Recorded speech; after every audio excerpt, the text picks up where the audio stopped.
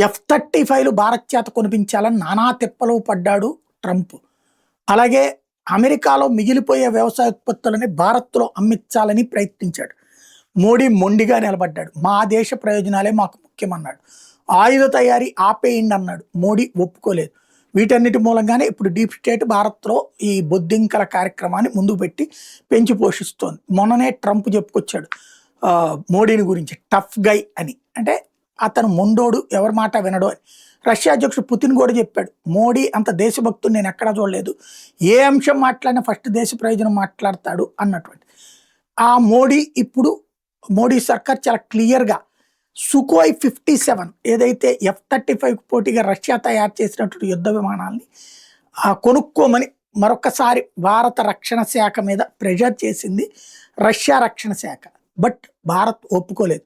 సుకోయ్కి సంబంధించి ఆల్రెడీ మా దగ్గర సుకోయ్లు ఉన్నాయి, వాటి అప్గ్రేడేషన్కి ఒప్పుకుంటాం తప్పించి కొత్తవి సుకోయ్ 57లు కొనబోమని తేల్చి చెప్పింది. ఎంత మిత్ర దేశమైనా సరే భారత్లోనే సుకోయ్ 57 తయారు చేసి మీ ఇండజినియస్ వాటిని కూడా యాడ్ చేస్తామంటే, మా దగ్గర ఆల్రెడీ 260 సుకోయ్లు ఉన్నాయి 30 MKIలు, వాటిని ఇండజీనియస్గా మారుద్దాం, ఏఈఎస్ఏ రాడార్లు పెడదాం, మోడర్న్ ఏవియన్సిస్ పెడదాం, ఎలక్ట్రానిక్ వార్ఫేర్ సిస్టమ్ యాడ్ చేద్దాం, అవన్నీ సక్సెస్ అయిన తర్వాత అప్పుడు ఆలోచిద్దామని చెప్పింది.